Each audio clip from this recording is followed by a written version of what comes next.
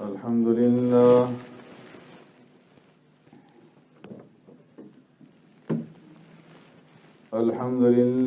نحمده ونستعينه ونستغفره ونؤمن به ونتوكل عليه ونعوذ بالله من شرور أنفسنا ومن سيئات أعمالنا من يهده الله فلا مضل له ومن يضلله فلا هادي له ونشهد أن لا إله إلا الله وحده لا شريك له ونشهد أن سيدنا وسندنا ونبينا ومولانا محمدا عبده ورسوله أرسله الله إلى كافة للناس بشيرا ونذيرا وداعيا إلى الله بإذنه وسراجا منيرا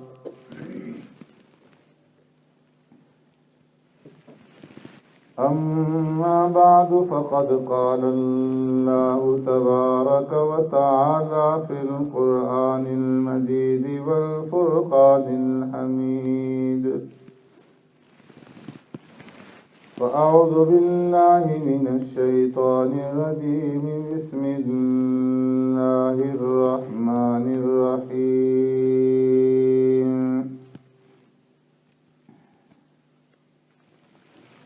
ولتكملوا العدة ولتكبروا الله على ما هداكم ولعلكم تشكرون صدق الله مولانا العظيم يا رب صل وسلم دائما أبدا على حبيبك خير الخلق كلهم هو الحبيب الذي ترجى شفاعته لكل هول من الأهوال مقتحم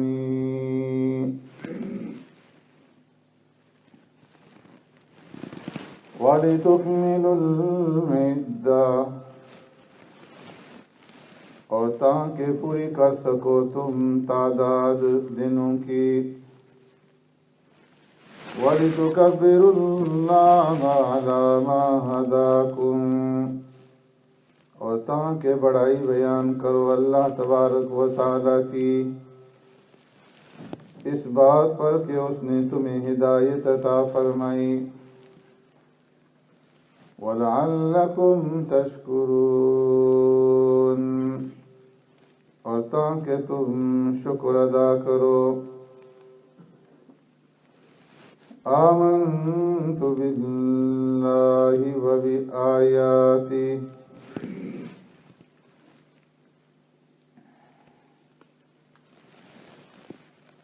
میرے محترم دوستو، بزرگوں، بھائیوں،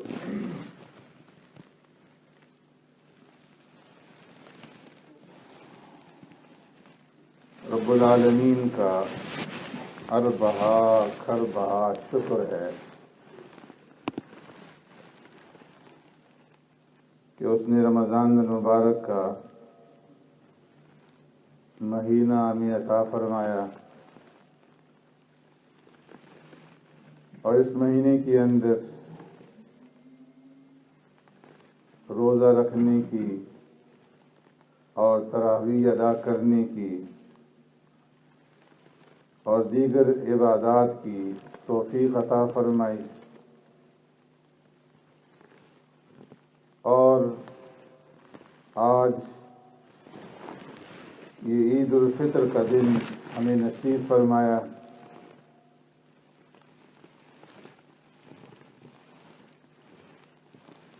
پیارے پیغمبر صلی اللہ علیہ وسلم نے ارشاد فرمایا کہ للصائم فرحتان، فرحۃ عند فطرہ و فرحۃ عند لقاء ربہ، کہ روزے دار کے لیے دو خوشیاں ہیں۔ ایک خوشی تو اسے افطار کے وقت ملتی ہے، اور دوسری خوشی رب العالمین سے ملاقات کے وقت ملے گی، کہ جو اصل خوشی ہے، اور رب العالمین ہم سب کو وہ خوشی نصیب فرمائے۔ اس خوشی کی ایک معمولی سی جھلک اللہ تبارک و تعالی نے اس دنیا کے اندر رکھی ہے، کہ جو روزے دار کو پورے رمضان المبارک کے مہینے میں روزہ کھولتے وقت نصیب ہوتی ہے، اور یہ جو خوشی اس کو نصیب ہوتی ہے اس کی دو اسباب ہیں۔ ایک سبب تو یہ ہے کہ اس وجہ سے روزے دار خوشی محسوس کرتا ہے روزہ افطار کرتے وقت، کہ اللہ تبارک و تعالی نے اس پر جو فریضہ عائد کیا تھا روزے کا، وہ اس فریضے سے عہدہ برآ ہو رہا ہے، اس فریضے کو پورا کر رہا ہے، اور دن بھر اس نے روزہ رکھا، اللہ کے اس حکم کو پورا کیا، تو اس حکم کو پورا کرنے کی خوشی نصیب ہوتی ہے۔ اور دوسرا سبب یہ ہے کہ دن بھر بھوک اور پیاس برداشت کرنے کے بعد رب العالمین کی طرح طرح کی نعمتیں اس کے سامنے ہوتی ہیں، اور وہ روزہ کھول کر کے جتنا سکون اور جتنی خوشی محسوس کرتا ہے، پورا سال اچھی سی اچھی دعوت کھانے کے اوپر اسے وہ سکون نہیں ملتا جو افطار کے وقت نصیب ہوتا ہے۔ علماء نے اس کو افطار اصغر کہا ہے، چھوٹا افطار، اور دوسرا وہ افطار ہے کہ جب پورا رمضان المبارک کا مہینہ گزر جاتا ہے تو عید الفطر کی شکل میں جو بڑا افطار ہے، افطار اکبر، وہ روزے دار کو نصیب ہوتا ہے، اور اس کی وہ خوشی مناتا ہے عید کی شکل میں۔ تو فرمایا کہ یہ وہ آخرت کی خوشی کی ایک معمولی سی جھلک ہے جو آج دنیا بھر میں عید الفطر کی شکل میں مسلمان منائیں گے۔ اور پھر وَفَرْحَةٌ عِنْدَ لِقَاءِ رَبِّ، اصل خوشی ملاقات سے ہوگی، جب رب العالمین سے ملاقات ہوگی، اور یہ مسلمان آخرت کے اندر پہنچے گا، اور اس کے لیے جو اللہ رب العزت نے گیٹ مخصوص کر رکھا ہے جنت میں داخلے کا، اس گیٹ سے یہ جنت کے اندر داخل ہوگا۔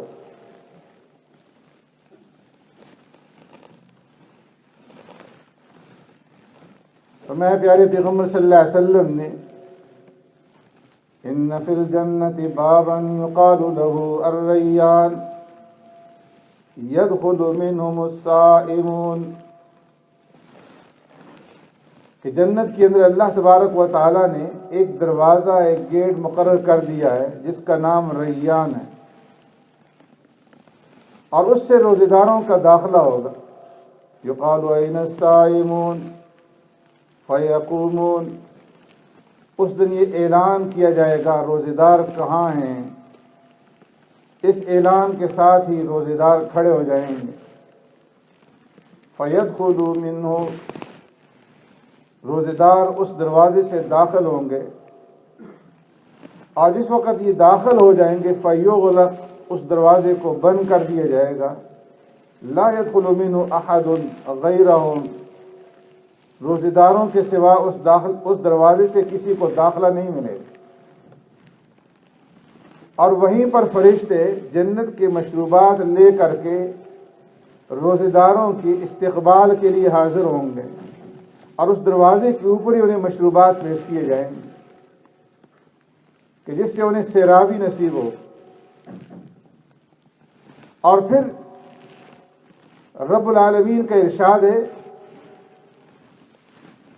الصوم لی وانا اجزی بہ، کہ بندے کا روزہ خاص میرے لیے ہے اور میں خود ہی بندے کو اس کی جزا دوں گی۔ اور رب العالمین روزے دار کو جو جزا دیں گے وہ اپنے شایان شان دیں گے کہ وہ بادشاہوں کے بادشاہ ہیں،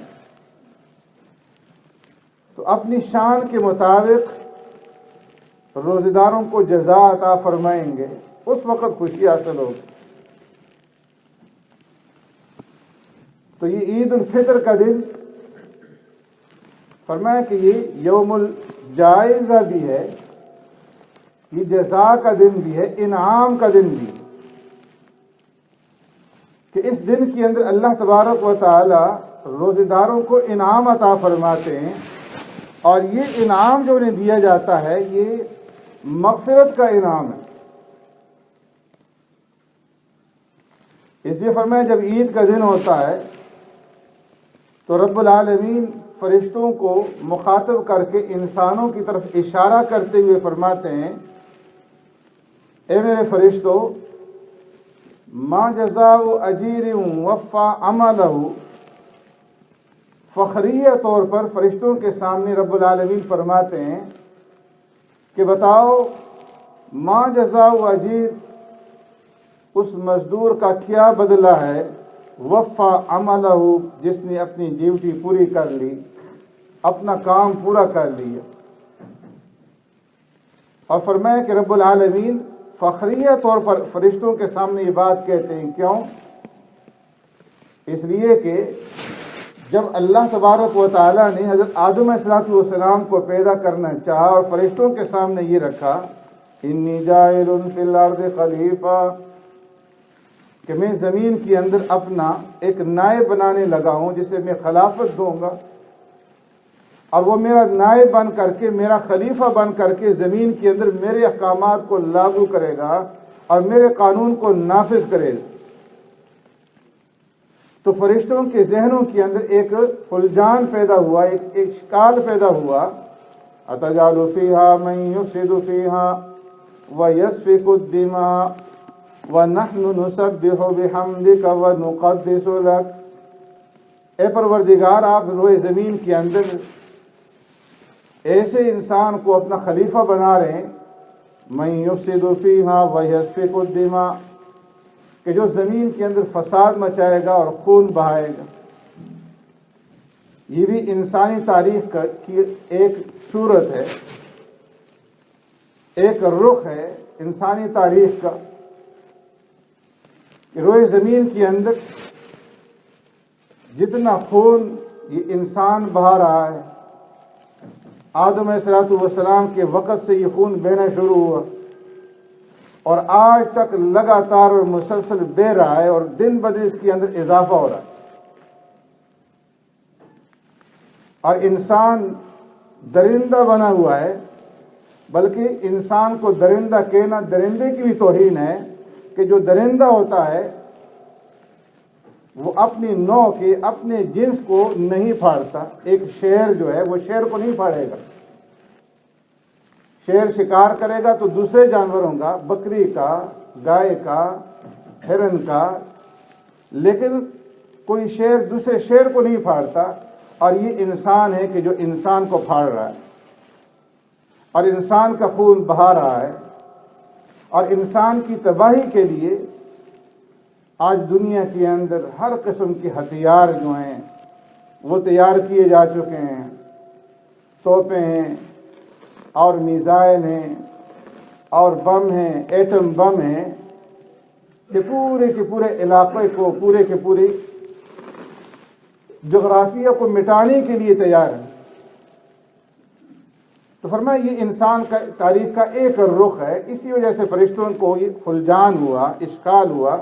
اتجعل فیہا من یفسد فیہا ویسفک الدماء، اے پروردگار ایسوں کو نیابت دی جا رہی ہے، خلافت دی جا رہی ہے جو زمین کے اندر جا کر کے خون بہائیں گے اور زمین کے اندر فساد مچائیں گے۔ وَنَحْنُ نُسَبِّحُ بِحَمْدِكَ وَنُقَدِّسُ لَكَ، در پردہ اشارہ تھا کہ ہم خلافت کے زیادہ حقدار ہیں، اس لیے کہ ہم آپ کی حمد و ثنا بیان کرتے ہیں، آپ کی اطاعت اور فرما برداری کے اندر لگے ہوئے ہیں۔ تو رب العالمین نے ایک حاکمانہ جواب دے دیا، انی اعلم ما لا تعلمون، کہ جو میں جانتا ہوں وہ تم نہیں جانتے، اور فرشتوں کو خاموش کر دیا۔ لیکن اس خاموشی سے ان کے دل کے اندر کا جو اشکال تھا وہ ختم نہیں ہوا، تو رب العالمین نے ایک حکیمانہ جواب دیا، وَعَلَّمَ آدَمَ الْأَسْمَاءَ كُلَّهَا ثُمَّ عَرَضَهُمْ عَلَى الْمَلَائِكَةِ، آدم علیہ السلام کو ناموں کی تعلیم دے دی اور ہر ایک چیز کی خاصیات بتا دی، اثرات بتا دیے کہ فلاں چیز کا کیا نام ہے، اس کے اندر کیا خاصیت ہے، اس کے کیا اثرات ہیں، اس کا کیا فعل ہے۔ اور پھر اس کے بعد فرشتوں سے کہا کہ انبئونی باسماء ہؤلاء، تم جو خلافت کا دعویٰ کرتے ہو کہ ہم اس کی حقدار ہیں، تو مجھے بتاؤ ان چیزوں کے کیا نام ہیں، ان کے اثرات کیا ہیں، خاصیات کیا ہیں۔ تو لاجواب ہو گئے۔ لیکن رب العالمین نے فرشتوں نے یہ جو کہا تھا کہ یہ زمین کے اندر فساد اور خون ریزی کرے گا، اس کا جواب حکیمانہ طور پر یہ دیا کہ یہ انتظام کر دیا کہ روئے زمین کے اندر جہاں کہیں بھی اللہ کا نام لیا جاتا ہے، دین کی مجلسیں اور محفلیں ہوتی ہیں، قرآن پڑھا جاتا ہے، دینی اجتماعات ہوتے ہیں، اللہ کا ذکر ہوتا ہے، تو اللہ نے فرشتے مقرر کر دیے ہیں اربعہ خربہ کی تعداد میں، ان للہ ملائکۃ سیاحین، جو پورے روئے زمین کے اندر سیر و سیاحت کرتے ہیں اور جائزہ لیتے ہیں انسان کیا کر رہے ہیں، اور جہاں کہیں انہیں ایسی محفل ملتی ہے، ایسا اجتماع ملتا ہے، ایسا اکٹھ ملتا ہے کہ وہاں پر اللہ کا ذکر ہو رہا ہے اور دین کی بات ہو رہی ہے، قرآن کی تلاوت ہو رہی ہے، نیک عمل ہو رہا ہے، تو فرشتے ایک دوسروں کو آواز دینے شروع کر دیتے ہیں، ہلموا الی مقصدکم، آ جاؤ تمہارا مقصد تمہیں یہاں پہ ملے گا، اور وہ دوسروں کو، وہ تیسروں کو آواز دیتے ہیں، یہاں تک کہ اس پوری محفل کو وہ فرشتے گھیر لیتے ہیں اور آسمان تک فرشتوں کا جھگمٹ بن جاتا ہے۔ غشیتہم الرحمہ وخفتہم الملائکہ، اس محفل کو اللہ رب العزت کی رحمت ڈھانپ لیتی ہے اور فرشتے اس محفل کو گھیر لیتے ہیں۔ تو فرمایا یہ حکیمانہ جواب ہے۔ اب یہ فرشتے جب واپس جاتے ہیں، رب العالمین باوجود سب کچھ جاننے کے پوچھتے ہیں کہاں سے آ رہے ہو؟ یا اللہ فلاں جگہ سے آ رہے ہیں، میرے بندے کیا کر رہے تھے؟ یا اللہ وہ تجھ سے جہنم سے پناہ مانگ رہے تھے، جنت کا سوال کر رہے تھے، کیا انہوں نے جنت کو دیکھا ہے؟ یا اللہ دیکھا تو نہیں۔ جہنم کو دیکھا ہے؟ دیکھا تو نہیں۔ اگر دیکھ لیتے تو کیا حال ہوتا؟ یا اللہ اور زیادہ جنت کو طلب کرتے، اور زیادہ اس کی طلب اور جستجو کرتے، اور اگر جہنم کو دیکھ لیتے تو اور زیادہ اس سے پناہ مانگتے، اور زیادہ اس سے بچنے کی کوشش کرتے۔ تو رب العالمین فرماتے ہیں فرشتوں گواہ رہو کہ جتنے بھی اس محفل کے اندر، اس مجلس کے اندر، اس اجتماع کے اندر لوگ موجود تھے، سب کی میری مغفرت کر۔ فرشتے عرض کرتے ہیں یا اللہ کچھ لوگ تو تماشائی کے طور پر آئے تھے، کچھ لوگ تو وہ تھے کہ جو گھروں سے اس مقصد کے لیے چل کر کے آئے کہ ہم نے اس اجتماع میں شریک ہونا ہے، اس محفل میں شریک ہونا ہے، اس عبادت کے اندر اپنا حصہ ڈالنا ہے، لیکن کچھ لوگ تو چلتے چلتے بھیڑ دیکھ کر کے کھڑے ہو گئے تماشے کے لیے۔ تو رب العالمین فرماتے ہیں ہم جلساء لا یشقى جلیسہم، یہ ایسے لوگ ہیں کہ جو ان کو تماشے کے طور پر بھی دیکھے گا وہ بھی محروم نہیں رہے۔ تو یہ حکیمانہ جواب رب العالمین کی طرف سے ہر اجتماع کے موقع پہ دیا جاتا ہے۔ جب بھی فرشتے اوپر چلتے ہیں، حج کے لیے اجتماع ہوتا ہے، اللہ رب العزت باوجود جاننے کے پوچھتے ہیں یہ بندے کیوں جمع ہوئے ہیں؟ یہ ننگے سر ہیں اور ننگے پاؤں ہیں، گرد آلود ہیں، کس لیے جمع ہوئے؟ اور پھر فرشتوں کو گواہ بنا کر کے فرماتے کہ گواہ رہو میں نے ان سب کی مغفرت کر دی۔ ایسے ہی عید الفطر کے موقع پر رب العالمین فخریہ طور پر فرشتوں سے پوچھتے ہیں اے میرے فرشتوں بتاؤ ما جزاء اجیر وفا عملا، اس مزدور کا کیا بدلہ ہے، کیا اجر ہے کہ جس نے اپنی مزدوری پوری کر دی؟ قالوا ربنا جزاؤہ ان یوفا اجرہ، فرشتے عرض کرتے ہیں پروردگار اس کا بدلہ یہ ہے کہ اسے پورا پورا بدلہ دیا جائے۔ تو رب العالمین فرماتے ملائکتی عبیدی و امائی قضوا فریضتی علیہم ثم حرجوا یوجون الی الدعاء، اے میرے فرشتوں، میرے بندوں نے جو میں نے ان کے اوپر فریضہ عائد کیا تھا کہ دن بھر تو میں نے 29 یا 30 دنوں تک کھانے سے پینے سے اور نفسانی خواہشات کو پورا کرنے سے رکے رہنا ہے، وہ رکے رہے، اس فریضے کو انہوں نے پورا کیا۔ اور آج اس فریضے کو پورا کرنے کے بعد میری عبادت کی ادائیگی کے لیے مجھ سے مانگنے کے لیے، مجھ سے دعائیں کرنے کے لیے وہ اپنے گھروں سے نکل گئے ہیں اور عیدگاہ کے اندر جمع ہو گئے۔ مجھے میری عزت کی قسم، مجھے میرے جلال کی قسم اور مجھے میری علوی شان کی قسم لأجیبنہم، آج میرے بندے مجھ سے جس چیز کا سوال کریں گے میں انہیں عطا کروں گا۔ اور فرمایا کہ جب یہ بندے عید کی نماز پڑھ کر کے اپنے گھروں کی طرف واپس لوٹتے ہیں تو اس حال میں لوٹتے ہیں کہ رب العالمین کی طرف سے یہ فرمایا جاتا ہے فَيَقُولُ ارْجِعُوا قَدْ غَفَرْتُ لَكُمْ وَبَدَّلْتُ سَيِّئَاتِكُمْ حَسَنَاتٍ، اے میرے بندو اپنے گھروں کو لوٹو اس حال میں قَدْ غَفَرْتُ لَكُمْ کہ میں نے تمہاری مغفرت فرما دی، وَبَدَّلْتُ سَيِّئَاتِكُمْ حَسَنَاتٍ، تمہاری سیئات کو گناہوں کو میں نے نیکیوں سے تبدیل کر دیا ہے۔ فَيَرْجِعُونَ مَغْفُورًا لَهُمْ، پیارے پیغمبر صلی اللہ علیہ وسلم نے بتایا کہ بندے جب عیدگاہ سے لوٹتے ہیں تو اس حال میں لوٹتے ہیں، واپس ہوتے ہیں کہ ان کی مغفرت ہو چکی ہوتی۔ تو آج آپ حضرات کا یہاں اکٹھ ہونا عید کے موقع پر یہ معمولی بات نہیں ہے۔ رب العالمین کی مغفرتوں کے ساتھ اور رب العالمین کی بخشش کے ساتھ یہاں سے واپس لوٹ کر کے جائیں گے۔ اس لیے فرمایا کہ اس یقین کے ساتھ یہاں سے لوٹنا ہے کہ رب العالمین نے ہمارے سارے گناہوں کو معاف فرما دیا ہے اور ہم گناہوں سے پاک اور صاف ہو کر کے لوٹ رہے ہیں۔ اگرچہ ہمارے اعمال اس طرح کے نہیں تھے، جس طرح روزہ رکھنا چاہیے تھا ہم اس طرح روزہ نہیں رکھ سکے، جس طرح رمضان المبارک کا حق ادا کرنا چاہیے تھا ہم نہیں کر سکے، جس طرح تراویح پڑھنی چاہیے تھی ہم نہیں پڑھ سکے، جس طرح قرآن کی تلاوت کرنی چاہیے تھی ہم نہیں کر سکے۔ ہم رب العالمین کے شایان شان کوئی بھی عمل نہیں کر سکتے، ہمارے اعمال ایسے نہیں ہیں کہ ہم رب العالمین کے سامنے پیش کر سکیں۔ لیکن فرمایا کہ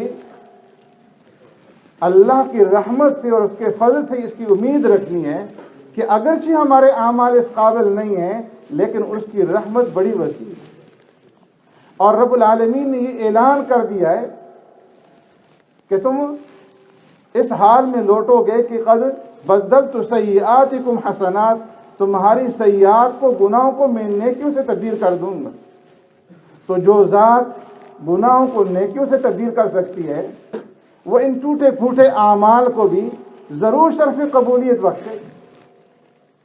یہ رب العالمین سے ہم نے یقین رکھنا ہے اور امید رکھنی ہے کہ آج ہم جب لوٹیں گے گناہوں سے پاک صاف ہو کر کے لوٹیں گے، اس کا وعدہ ہے۔ اس لیے جنید بغدادی رحمۃ اللہ تعالی علیہ فرماتے ہیں کہ جو آدمی یہ سمجھتا ہے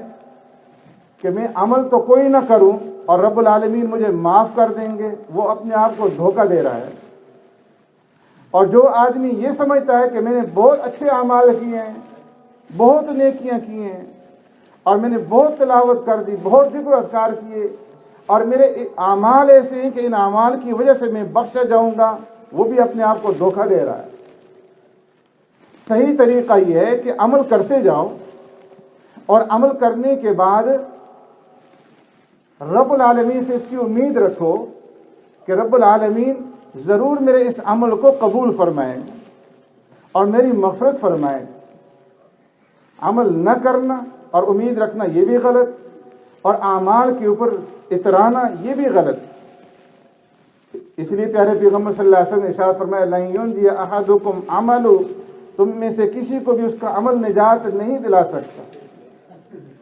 اس لیے عمل کرتے رہنا ہے اور اللہ کی ذات کے اوپر امید رکھنا ہے۔ تو اس امید کے ساتھ اب آج عید کے بعد ہم لوٹیں گے کہ اللہ نے ہمارے اعمال جو ٹوٹے پھوٹے اعمال تھے، کم از کم ہم نے قدم تو اٹھایا، اگرچہ اس لائق نہیں ہے لیکن ہم نے اللہ کی طرف بڑھنے کی کوشش کی ہے، قدم اٹھایا ہے، اور رب العالمین ہمیں محروم نہیں رکھیں گے اور ہمارے گناہوں کو معاف فرما کر کے ہمیں پاک صاف لوٹائیں گے۔ اس توقع کے ساتھ، اس امید کے ساتھ، اس یقین کے ساتھ یہاں سے لوٹنا ہے، اور اس کے بعد پھر حفاظت کرنی ہے۔ اس لیے کہ جب کپڑے کو دھویا جاتا ہے، جب تک کپڑا میلا ہے، اس کے اوپر داغ دھبے ہیں، اور داغ لگا دو کوئی نظر نہیں آئے گا، کوئی فرق نہیں پڑے گا۔ لیکن جب کپڑے کو دھو کر کے صاف کر دیا، اب سفید کپڑے کے اوپر ایک معمولی سے داغ بھی لگے گا، دور سے نظر آئے گا۔ آج اللہ نے آپ کی مغفرت فرما دی، پچھلے گناہ معاف ہو گئے اور پاک اور صاف ہو کر کے یہاں سے لوٹ رہے ہیں، تو آئندہ کے لیے اپنی زندگی کی حفاظت کرنی ہے کہ کوئی ہم سے دوبارہ کوئی ایسی خطا نہ ہو جائے، ایسا گناہ نہ ہو جائے۔ تو اس یقین کے ساتھ یہاں سے واپس لوٹنا ہے۔ اب عید کی نماز ادا کی جائے گی، نیت سماعت فرما لیں۔ 2 رکعت نماز عید الفطر بما 6 تکبیرات زائدہ کے پڑھتا ہوں میں خاص واسطے اللہ تعالیٰ کے، پیچھے امام صاحب کے، منہ میرا طرف قبلہ شریف، اللہ اکبر۔ اس نیت کے بعد ثنا سبحانک اللہم ولا الہ غیرک تک پڑھیں گے، اور پھر اس کے بعد 3 تکبیرات کہی جائیں گی۔ پہلی تکبیر کہتے ہوئے دونوں ہاتھ کانوں تک اٹھا کر چھوڑ دیں گے، دوسری تکبیر میں پھر اسی طرح دونوں ہاتھ کانوں تک اٹھا کر چھوڑ دیں گے، اور تیسری تکبیر میں دونوں ہاتھ کانوں تک اٹھا کر پھر ہاتھوں کو باندھ لیں گے۔ اس کے بعد امام پہلی رکعت مکمل کرے گا، دوسری رکعت کے اندر امام پہلے قرات کرے گا، سورہ فاتحہ اور کوئی سورت، اور پھر رکوع میں جانے سے پہلے یہ 3 تکبیرات کہی جائیں گی۔ پہلی تکبیر میں ہاتھ کانوں تک اٹھا کر چھوڑ دیں گے، دوسرے میں بھی اسی طرح، تیسرے میں بھی اسی طرح، اور چوتھی تکبیر میں بغیر ہاتھ اٹھائے ہوئے سیدھے رکوع کے اندر چلے جائیں گے۔ 2 رکعت مکمل کرنے کے بعد پھر خطبہ ہوگا، جس طرح جمعے کا خطبہ سننا تمام آداب کے ساتھ، شرائط کے ساتھ ضروری ہے، اسی طرح عید کا خطبہ بھی انہی آداب کے ساتھ سننا ضروری ہے۔ اگر کوئی آدمی تاخیر سے پہنچتا ہے اور امام نے قرات پہلی رکعت کے اندر شروع کر لی ہے، تو وہ پہلے تکبیر تحریمہ کہہ لے، اور اس کے بعد 3 تکبیرات کہہ کر کے پھر اس کے بعد امام کی قرات کو سنیں۔ اگر کوئی آدمی دوسری رکعت کے اندر پہنچتا ہے، ایک رکعت اس سے چھوٹ گئی ہے، تو وہ اس رکعت کو پورا کرنے کے لیے جب دوبارہ کھڑا ہو بعد میں، تو پہلے قرات کرے اور پھر اس کے بعد تکبیرات کہے، تاکہ دونوں رکعت کی تکبیرات جو ہیں وہ پے در پے نہ ہوں۔ اگر کسی سے دونوں رکعتیں چھوٹ گئی ہیں اور آخر میں آ کر کے وہ شریک ہوا ہے تحیات کے اندر، تو اب دونوں رکعتوں کو پورا کرنے کے لیے جب وہ کھڑا ہوگا تو اسی ترتیب سے جس طرح 2 رکعتیں پڑھی جاتی ہیں، کہ پہلی رکعت میں ثنا کے بعد تکبیرات کہے اور دوسری رکعت میں رکوع سے پہلے. اگر عید کی نماز کے اندر امام سے کوئی غلطی ہو جاتی ہے تو سجدہ سہو نہیں ہے. اگر کوئی آدمی ایسے وقت میں آ کر کے شریک ہوتا ہے کہ امام رکوع کے اندر چلا گیا ہے تو فرمایا وہ تکبیر تحریمہ کہنے کے بعد رکوع کے اندر بجائے تسبیحات سبحان ربی العظیم پڑھنے کے وہ اپنی تکبیرات پوری کر لیں، اور رکوع کے اندر تکبیرات پورا کرنے کے لیے ہاتھوں کو اٹھانے کی ضرورت نہیں ہے. فرمائیں.